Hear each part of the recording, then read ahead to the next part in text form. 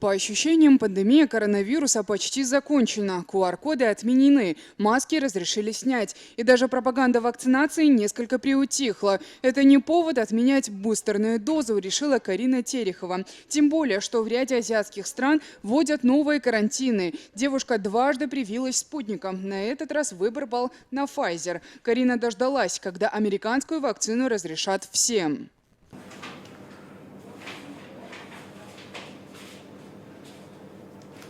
Вакцинировалась, когда начался ковид спутником, 2 раза привилась. Сейчас Pfizer выбрала, потому что за рубеж нужен именно Pfizer. Очень рада, что разрешили. Одинаково чувствую, что тогда, что сейчас хорошо. Несмотря на то, что Pfizer стал доступен для всех, врачи отмечают, потока желающих нет. Если раньше на вакцинацию приходили до 300 горожан в день, сейчас не больше 100. За Pfizer в основном идут те, кому нужно за границу.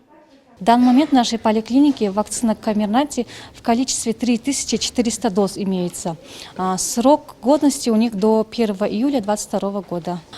Согласно последнему постановлению номер 17 от 25 марта главного санитарного врача, вакцинация Комирнати подлежат все категории лиц, это от 12 лет и выше, без ограничений. А также Комирнати предназначена для лиц, которые получили первый компонент вакцинации за рубежом для завершения полного курса вакцинации.